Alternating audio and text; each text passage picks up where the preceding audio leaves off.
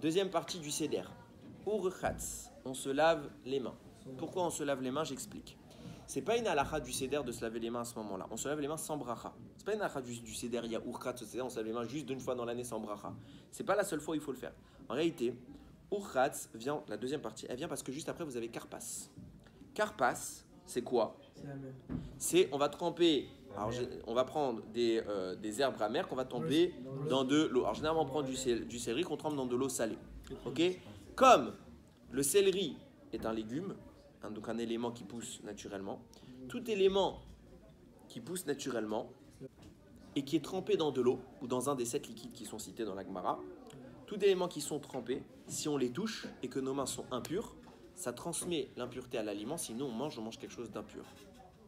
C'est pourquoi, dans toute l'année, si vous êtes à une séouda et vous avez des olives avec un peu de liquide, elles sont mouillées, parce que généralement elles sont dans un pot.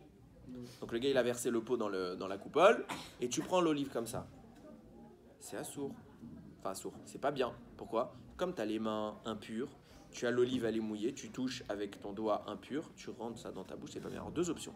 Soit tu te laves les mains avant sans bracha, t'enlèves l'impureté, ou soit tu manges avec une fourchette et là il n'y a plus de problème puisque tu touches plus.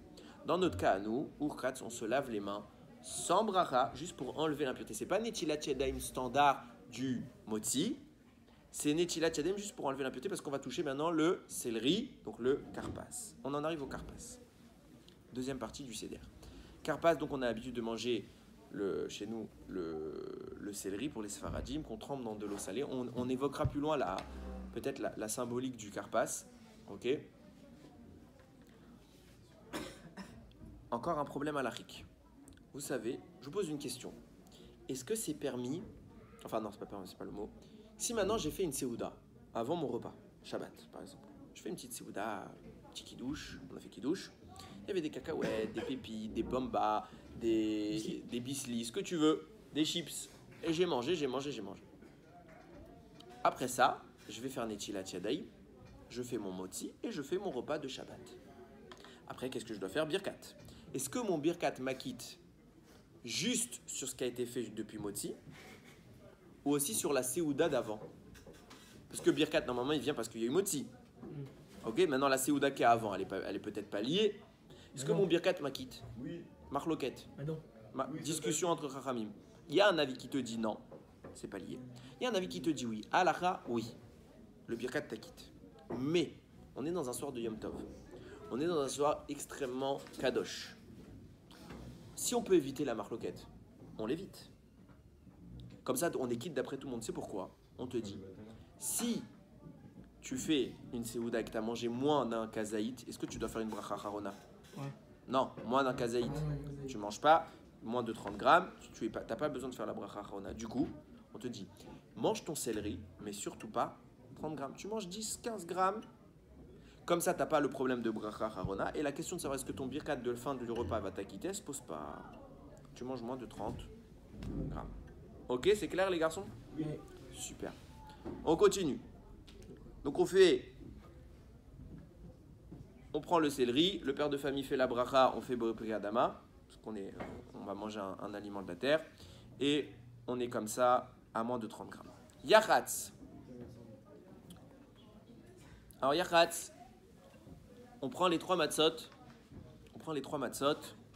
le père de famille. Alors dans les communautés sfarades, on a l'habitude de dire une phrase en arabe, pour ceux qui la connaissent, s'il y a un ancien, il l'a dit.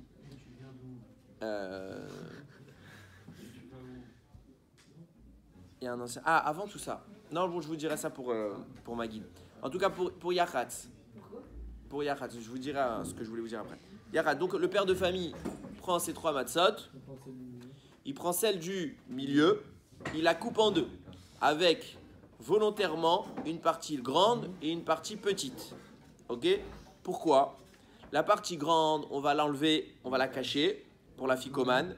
La partie petite, on va la remettre au milieu des matzot. Ok?